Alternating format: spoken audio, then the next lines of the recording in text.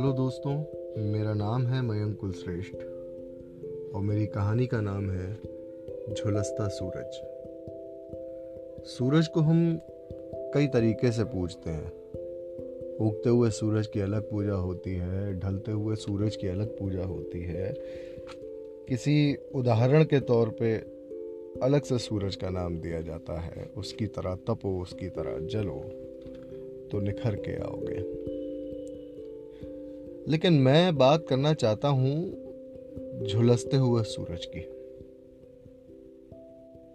आग में झुलसता हुआ सूरज, लेकिन वो अपना अस्तित्व नहीं खोता। सूरज क्या है?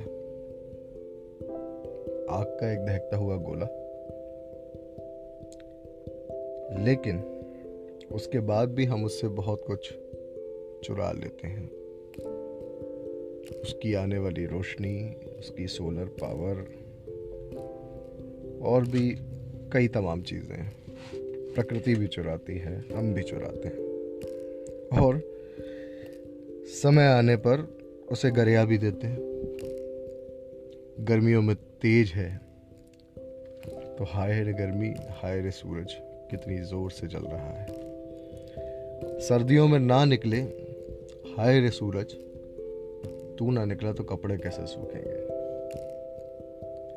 बरसात में बादलों से ढक जाने वाला सूरज। लेकिन सूरज अपने सिद्धांतों से अलग हटता है क्या?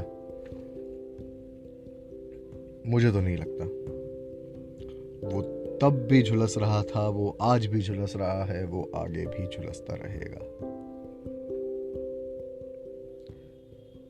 हम जो बड़ी आसानी से तुलना कर देते हैं, उगते हुए सूरज की तरह बनो या ये ढलते हुए सूरज की तरह है, लेकिन हम 95% से ज्यादा आबादी, मानव जाति की 95% से ज्यादा आबादी झुलसते सूरज की तरह है, जो अपने काम भी करे जा रही है। समाज उसे गरिया भी रहा है, आगे धकेलना चाहता है, कोई पीछे धकेलना चाहता है, लेकिन वो सिर्फ झुलस रहा है। वो झुलस रहा है अपनी परेशानियों में, वो झुलस रहा है अपने परिवार को संतुष्ट करने में, वो झुलस रहा है अपनी नौकरी में और आगे बढ़ने की चाह में। वो 95% जो आबादी है वो लगता है मिडिल क्लास है, क्योंकि 2.5% अमीर और 2.5% जो गरीब है उन्हें इतना फर्क नहीं पड़ता। वो या तो उठ रहे हैं या गिर रहे हैं। हम जो 95% हैं, हम सिर्फ जूझ रहे हैं, समाज के दबावों में जूझ रहे हैं। मिडिल क्लास की क्या समस्या है? हर बाप मिडिल क्लास का चाहता है कि उसका बच्चा एक सरकारी नौकरी पकड़े या एक ऐसी नौकरी पकड़े या ऐसा पेशा पकड़े जिसमें वो नाम कमाए और अपनी इच्छाएं या कहें कि उसको बस अपने हिसाब से ढालना चाहता है। सही भी है, हर पिता अपने बच्चे को अपने से आगे बढ़ता हुआ देखना चाहता है, लेकिन उस दबाव में वो बच्चा या वो इंसान अपने अस्तित्व को खो देता है। वो भूल जाता है कि वो कैसा था, वो क्या चाहता था। हॉबी उसके जीवन से सिर्फ इंटरव्यू का एक जवाब बन के रह जाता है, जिसमें बेचारे को खुद नहीं पता होता कि उसमें वो क्या लिखे। अमूमन बहुत कॉमन हो गया है कि सिंगिंग करता हूँ, भले वो बाथरूम सिंगर क्यों ना हो। सिंगिंग, डांसिंग नहीं है हर आदमी उसमें। हर आदमी पे अपनी एक कला थी, लेकिन वो कला अपने आप खो गई जब माँ बाप ने उसे दबाव दिया। हम झुलस गए, आज भी झुलस रहे हैं, आगे भी झुलसते रहेंगे। कुछ ऐसी नौकरी में आ गए जिनकी चाह उन्हें कभी थी ही नहीं, बनना कुछ और चाहते थे, लेकिन जब आ गए तो वो समाज में हुआ मान सम्मान से अब वो वहीं चिपके रह गए, स्टिक हो गए हैं। वो अब ना आगे बढ़ना चाहते हैं, ना पीछे जाना चाहते हैं। उनका जीवन नौकरी को समर्पित हो गया। अपना व्यक्तित्व वो लोग खो चुके। मैं भी उन्हीं में से एक था। ये एक बस मैंने आपको भूमिका बताई कि हम सब किस तरीके से झुलसते हुए सूरज के समान हैं। अगले एपिसोड में हम लोग बात करेंगे किस तरीके से या कौन से ऐसे कारक रहे जिस कारण हम वो झुलसता हुआ सूरज रह गए, ना उठ पाए ना गिर पाए। तो अगर कहानी अच्छी लगी हो या आपको बात या झुलसते सूरज के मायने समझ में आए हो तो शेयर करें और अगले एपिसोड तक बने रहें मेरे साथ। आप सुन रहे थे मयंक कुलश्रेष्ठ कृत झुलसता सूरज। Thank you.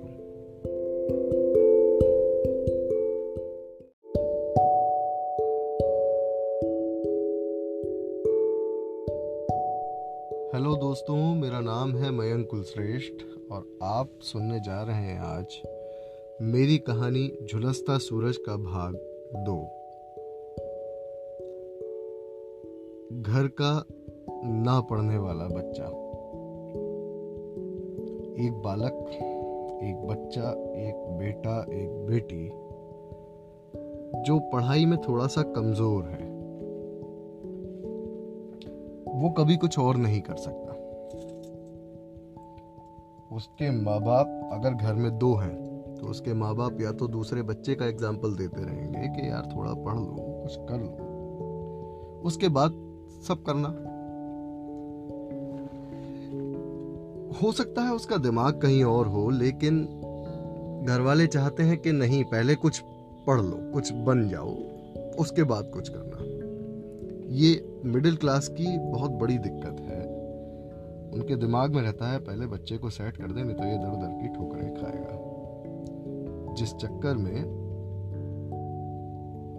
उसका जो पैशन है, उसकी जो हॉबी है, बचपन से हो सकता है उसमें कुछ कलाकारी हो, वो मर जाती है। वो खुद ही भूल जाता है कि उसे करना क्या है। हो सकता है शुरुआत में वो पढ़ाई में कमजोर हो और बाद में वो कुछ अच्छा हो जाए, लेकिन उसके दिमाग में इतना डर बिठा दिया जाता है कि वो उठता रोज है कि सुबह जल्दी उठ के पढ़ो तो याद होगा। तो अब उसके दिमाग में पढ़ाई को लेके फोबिया है। वो जब भी पढ़ने बैठता है डर के बैठता है, मर्जी से नहीं। या छोटे वाले को देख के बैठता है, बड़े वाले को देख के बैठता है कि ये पढ़ रहे हैं तो हमें भी पढ़ना है। ना उसका मानसिक विकास हो रहा, ना ही उसका शारीरिक विकास हो रहा। वो खेलने जा रहा है तो उसके दिमाग में यही है कि यार पढ़ा नहीं तो पिटाई होगी या डांट पड़ेगी। वो कुछ और कर रहा है तो उसके दिमाग में यही है कि पढ़ा नहीं तो पिटाई होगी। हो सकता है उसका गाना सीखने का मन हो, लेकिन अगर वो कहे कि पापा मेरे को आप इस चीज की कोचिंग करा दो या लिखा दो, तो बस पहली बात होगी कि यार पहले जो पढ़ रहे हो वो पढ़ लो, वो कर लो। हो सकता है उसका डांस का मन हो, लेकिन जैसे ही नाचेगा तो उसके घर से एक आवाज आएगी कि पढ़ाई हो गई तुम्हारी। हो सकता है वो खेलने जा रहा हो और खेलने जाने से पहले ही उसके दिमाग में यह चीज भर दी जाए कि जब तक पढ़ोगे नहीं, याद नहीं करोगे, जब तक खेलने नहीं जाओगे। कैसे करे वो याद? नहीं होता उसको। वो क्लास में पीछे बैठ के अगर गप्पे भी हाँक रहा है, हो सकता है उसमें कुछ ना कुछ उसकी कलाकारी निकल के आ रही हो सकता है वो किताब में हिंदी की किताब लेके पीछे बैठा हो, उसमें दिया गया एक नाटक पढ़ के लोगों को सुना रहा हो, जिसमें वो सेठ जी की आवाज अलग निकाले, नौकर की आवाज अलग निकाले, श्रीमती की आवाज अलग निकाले, लेकिन हम उसको शैतानी का नाम दे देते हैं, नालायकी का नाम दे देते हैं, हरामखोरी का नाम दे देते हैं, और बस पढ़ो पढ़ो पढ़ो ये करके हम उसके सारे के सारे टैलेंट को वहीं दबा देते हैं। फिर हम बाद में जब वो थोड़ा बड़ा होता है, समझदार होता है, हर माँ बाप को उनकी भूमिका मैं आपको बताना चाहूँगा, ये समझाई जाती है शुरुआत से कि आप 5 साल तक बच्चे से बिल्कुल प्रेम पूर्वक व्यवहार करें, उसके बाद में आप 16 साल तक उससे थोड़ा सा उद्दंड ना होने दें उसको, या उसके संग में थोड़ा सा कठोर हो जाए, उसे समझाएं, उसे सिखाएं, उसे डांटें, कुछ गलत करे तो डांटें। ये सब उसके दिमाग में, हर माँ बाप के दिमाग में भरा जाता है और वो सीखते हैं अपने माँ बाप से। लेकिन इस जद्दोजहद के चलते वो लोग ये भूल जाते हैं कि हमें बच्चों को पढ़ाना ही एक बहुत बड़ा टास्क नहीं है, उसकी कला को निखारना वो बहुत जरूरी था। जो बच्चा नहीं ढंग से नंबर ला पा रहा लेकिन पास हो जा रहा है, क्या वो संतुष्टिपूर्ण नहीं है? क्यों हमें उसे इतनी पढ़ाई या इतनी ज्यादा उस कहें के अध्ययन में घुसेड़ देना है कि वो कुछ और कर ही ना पाए, चाह के भी वो कुछ और सीख ही ना पाए। और जहां तक पढ़ाई का सवाल है, उससे भी उसका मन एकदम फीका हो चले, क्योंकि उसे पता है कि वो खुद के लिए नहीं, वो दूसरों के लिए पढ़ रहा है। ऐसे में अपनी हॉबी को भूल के वो सिर्फ जो भी काम करता है वो अपने माँ बाप या अपने परिवार को दिखाने के लिए करता है, और भूल जाता है वो क्या है, कहां तक वो जा सकता है, वो ये चीज भूल जाता है।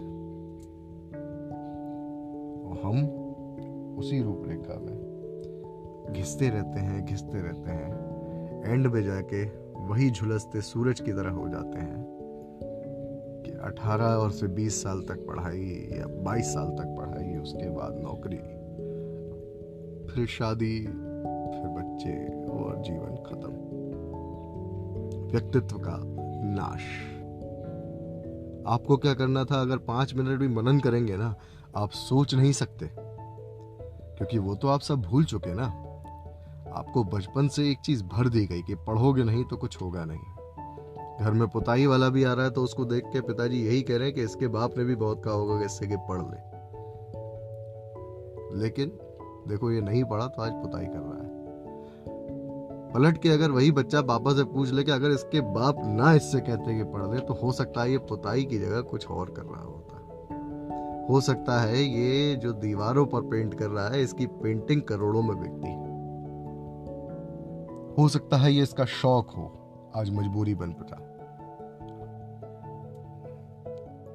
सपोर्ट करें, अपने बच्चों को सपोर्ट करें, उनकी कला को, प्रतिभा को पहचानें। सिर्फ पढ़ाई पढ़ाई घिसेंगे तो आगे चल के ना वो उगता सूरज होगा ना ढलता सूरज होगा, वो होगा सिर्फ एक झुलसता सूरज। आप सुन रहे थे मयंक कुलश्रेष्ठ को। अगली भाग में आपको मैं बताऊंगा कुछ अपने फेलियर्स, वो फेलियर्स जिनसे हमें सीखना है और आत्मविश्वास से भरे रहना है। झुलस तो हम रहे हैं, लेकिन क्योंकि हमें प्रोत्साहित नहीं किया जा रहा, तो हमें खुद से खुद को प्रोत्साहित करना है ताकि हमारा मानसिक हनन कोई और ना कर पाए।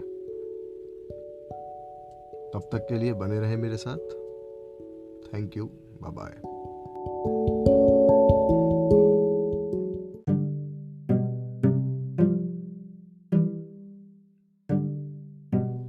हेलो दोस्तों, मेरा नाम है मयंक कुलश्रेष्ठ और आप सुन रहे हैं मेरी कहानी झुलसता सूरज भाग 3।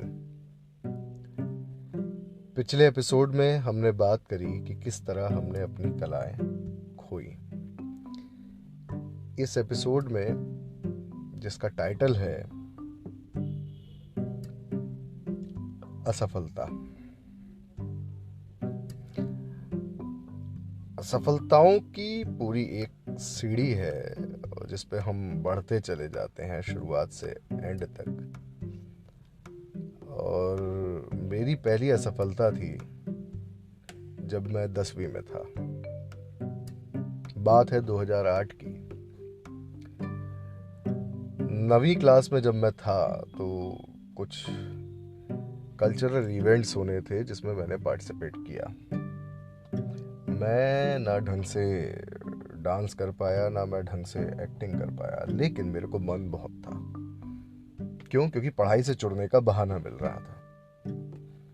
पढ़ाई से दिमाग पहले ही हट चुका था, क्योंकि जब पहले ही कम लग रहा था और घर पे मार पीट के ज़बरदस्ती पढ़ाने बिठाया तो दिमाग बिल्कुल ही ख़त्म हो गया। ऐसा लगा कि यार बस इस चीज़ से मुझे दूर रखो। तो जब 10th आया, पापा ने 10 तरह की कोचिंग लगाई। मैं गया, जाके बहुत सारे दोस्त बनाए। मैं यूपी बोर्ड में था, मैंने सीबीएसई के दोस्त भी बनाए। उनके लाइफस्टाइल वगैरह मुझे अच्छे लगते थे। हर तरफ से मैं खुलता चला गया थोड़ा सा, लेकिन पढ़ाई से उतना ही विमुख होता चला गया। और जब रिजल्ट आया तो घर वालों को विश्वास ही नहीं हुआ कि इतने कम नंबर इसके आए कैसे। और मैंने भी 1 सेकंड में झूठ बोल दिया कि कॉपियां गलत चेक हुई हैं। जानते हो, 44% आए थे मेरे। किसी के 59 यूपी बोर्ड में आते थे तो गुड सेकंड बोलते थे, मेरी गुड थर्ड थी।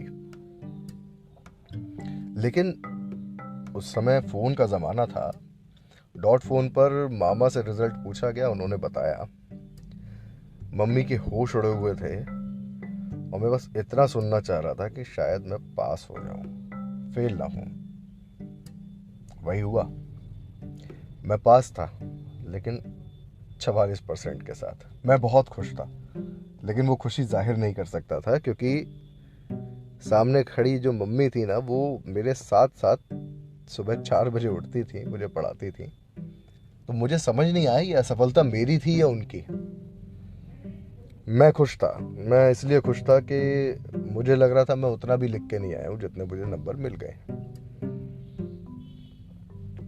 ठीक है, लेकिन मुझे उसका कुछ रिग्रेट नहीं था कि मैं अब क्या करूंगा क्या नहीं करूंगा। मुझे लगा अब अगली क्लास में जाऊंगा, 11th करूंगा, 12th करूंगा, आगे जाके देखूंगा। साइंस लेने की मेरी औकात नहीं है, मेरी औकात से बाहर है। मैं कॉमर्स लूंगा और आगे अपनी स्टडीज़ को कंटिन्यू करूंगा, या जो भी जहाँ तक मुझे पढ़ना है पढ़ूंगा। उसके बाद फिर देखूंगा कि क्या करना है।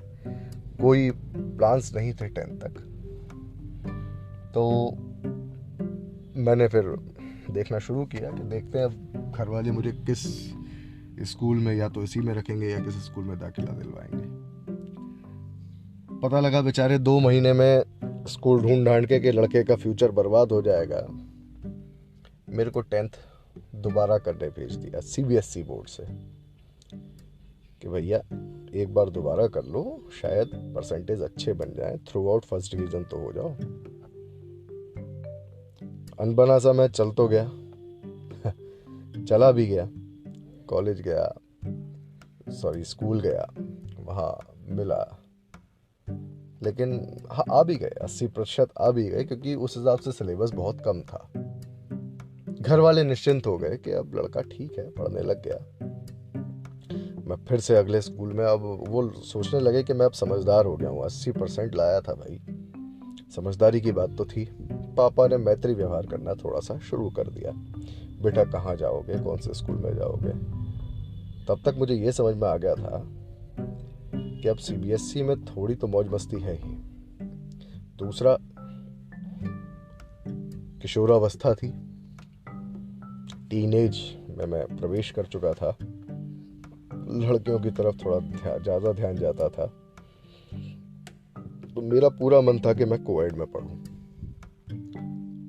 तो मैंने स्कूल चुना एंड्रूज कि मैं वहाँ पढ़ूंगा इंग्लिश मीडियम में। पापा ने एडमिशन करा दिया कि अब तो कुछ ना कुछ कर ही लेगा। 11th फिर ऐसे ही गई और 12th में जाके फिर डब्बा गोल। किसी को समझ में नहीं आया ये हुआ क्या। और एक एग्ज़ाम जिसकी एक सब्जेक्ट अकाउंटेंसी जिसकी कोचिंग मैंने पूरे साल लगाई, मेरी उसी में कंपार्टमेंट आई। मेरे को वो एग्ज़ाम फिर से देना पड़ा। मम्मी बोली कैसे भी करके 60 ले आ, तो मैं 60 ले आया। 60%, 60 नंबर नहीं, 60% ले आया। 60% मेरे आ गए थे उसमें। 80 से हुए 60। अब अगली बार मैं गया कॉलेज में। कॉलेज में जाते जाते अब पता था कि कॉमर्स ली है तो आगे बीकॉम ही करूंगा, क्योंकि सीए जब मैंने शुरुआत करी तो सीपीटी में ही मैं फेल हो गया, यानी उसके एंट्रेंस एग्जाम ही मुझसे नहीं निकला। कॉमर्स वालों के पास यही लाइन थी। किसी के दिमाग में ये नहीं आया कि अब इसको कुछ करा देते हैं। 12th हो गया, अब इसको मतलब अगर इसका टैलेंट क्या है इससे पूछ लिया जाए। अब पूछ लिया जाए कि कुछ और करना है। मैंने कहा था कि अब मेरा दिमाग पढ़ाई में वापस नहीं लग रहा है, मैं कुछ और करना चाहता हूँ। तो कुछ और में भी उनके दिमाग में थी जॉब। क्या करेगा जो तेरा फ्यूचर बन जाए। कैसे करूं, ठीक है तुझे जो काम करना है कर, लेकिन जिससे तेरी नौकरी लग जाए। ये नौकरी का जो कीड़ा था, उन्होंने अपनी तरफ से पूरे प्रयास किए, मैंने भी अपनी तरफ से ठीक है उनको खुश करने के पूरे प्रयास किए, आखिर औलाद तो नहीं क्यों। लेकिन मेरे अंदर से मन में नहीं था। तो मैंने ठीक है फिर सेंट जॉन से बीकॉम शुरू किया। फाइनल ईयर तक आते आते रिश्तेदारों का दबाव बढ़ने लगा।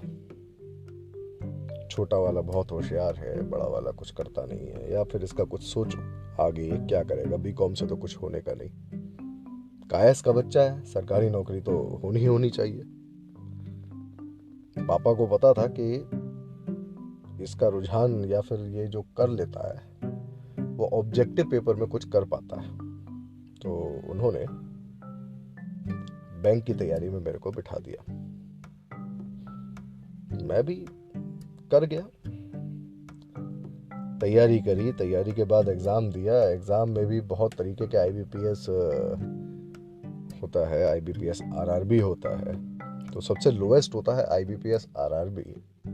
मैं उसे निकाल पाया, बाकी कोई और मुझसे निकला ही नहीं। क्योंकि हिंदी थी, हिंदी थोड़ी ठीक थी, तो वो निकल गया और जॉब मिली छत्तीसगढ़। जिन माँ बाप से मैंने हमेशा से बोला था कि प्लीज़ मुझे एक्टिंग लाइन में जाने दो, या मुझे किसी इंस्टीट्यूट में भर्ती करा दो, या पुणे भेज दो, वहाँ ना भेजते हुए उन्होंने मेरे को छत्तीसगढ़ भेजना ज़रूरी समझा कि नौकरी लग गई सरकारी, अब बच्चे को हम वहाँ भेज सकते हैं। वहाँ जब इंटरव्यू में उसने पूछा कि तुम्हारी हॉबी क्या है, मुझे समझ ही नहीं आया कि मैं क्या कहूँ। सोना, पढ़ाई से बचना, घूमना फिरना, ये हॉबी नहीं थी। हॉबी थी एक्टिंग, जिसको मैं कंटिन्यू नहीं कर पाया। तो वो भी नहीं आती थी, अगर कह भी दिया तो करके नहीं दिखा सकता था। तो लगा कि क्या कहा जाए, क्या करा जाए, कुछ समझ में नहीं आया। असफलता की अगर बात करी जाए तो असफल कौन रहा ये मुझे समझ में नहीं आया। शुरुआत में मेरी असफलताएं, मेरे को लगा कि ये मेरी नहीं, मेरे माँ बाप की असफलताएं हैं। मैं तो मेरी तरफ से जितना कर पाया उतना मैंने कर लिया। लेकिन जॉब में पहुंचने के बाद में एक चीज समझ में आ गई। कि जीवन में मैं असफल हो चुका, अब मैं 60 तक यहीं घिसूंगा, जैसा हूँ वैसी मेरा जीवन हो जाएगा। मैं अपने से बहुत सीनियर्स को देखता था जो रिटायरमेंट की उम्र पे आ चुके थे, उनकी लाइफस्टाइल को देखता था, कैसी बैंक की लाइफ है, और मैं सोचा कि अब मैं शायद ख़त्म हूँ। मेरे दिमाग में बैंकिंग बैंकिंग बैंकिंग यही सब करना है। ऐसा नहीं है कि बैंकिंग ख़राब जॉब है, बहुत अच्छी जॉब है, बहुत लोगों ने तारीफ़ करी, बल्कि जो लोग कहते थे कि बड़ा वाला कुछ नहीं करेगा, उन्होंने बहुत तारीफ़ कर करके मेरे को चने के झाड़ पे चढ़ा दिया।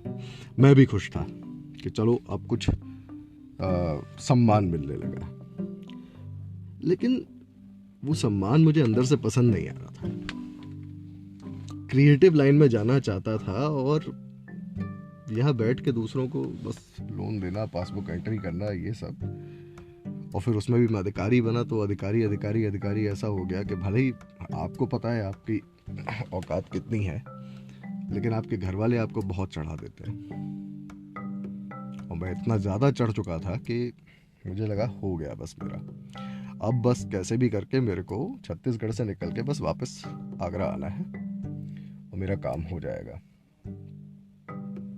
मैंने दोबारा एग्ज़ाम दिया 2 साल के एक्सपीरियंस के बेस पर, और यूपी में मेरे को एक बैंक मिल गई जिसको मैंने ज्वाइन कर लिया यहाँ आके झांसी में। यहाँ भी मेरे को मैनेजर बना दिया गया। वही गांव का जीवन, और अच्छा होता है, रहना चाहिए, लेकिन मुझे समझ में नहीं आ रहा था। कला को निखारने की बात थी। मैंने सोचा था कि जब मेरी नौकरी लगेगी तो किसी तो ऐसे शहर में होगी जहाँ पर कोई संगीतालय हो तो जाके मैं थोड़ा संगीत सुनूं, कोई एक्टिंग क्लास होगी तो एक्टिंग सीखूं, कुछ नहीं होगा तो थिएटर में छोटा मोटा रोल करूंगा। पर तीनों में से कुछ भी ऐसा मुझे मिला ही नहीं। हाँ, लेकिन मैं झुलसते हुए सूरज की तरह संघर्षरत रहा, आज भी हूं। आज बैंकिंग में 8 साल हो चुके हैं, अब जाके कुछ नया करने की ठानी है, सोचना शुरू किया है। कहाँ तक जाऊंगा नहीं पता, लेकिन आगे जाके कोई मलाल नहीं रहेगा कि मैंने कोशिश नहीं करी। बहुत ज़रूरी होता है कदम उठाना, और क्योंकि मेरे टाइटल का नाम ही है झुलसता सूरज, तो इससे जो मैं लोगों को समझाना और सिखाना चाहता हूँ कि बहुत सारे लोग जीवन में अपना सब कुछ एकदम से खो देते हैं, सोच में डूब जाते हैं। मेरे साथ के कई लड़के हुए लाइफ में, और बाद में सुसाइड कर लेते हैं। बहुत आसान होता है ये करना, लेकिन आप अगर लड़े ही नहीं जीवन में तो क्या जिए। वो लड़ाई जारी रखने के कई तरीके हैं, और उस लड़ाई को जिंदा रखने के लिए हमारे समाज को भी अब एक नया विशेषण हम लोगों के साथ जोड़ना जरूरी है, जिसका नाम है झुलसता सूरज। ना उगता सूरज, ना ढलता सूरज, हम कौन है? हम झुलसते सूरज हैं। थैंक यू, मिलते हैं अगले एपिसोड में। आप सुन रहे थे मयंक कुलश्रेष्ठ को झुलसता सूरज।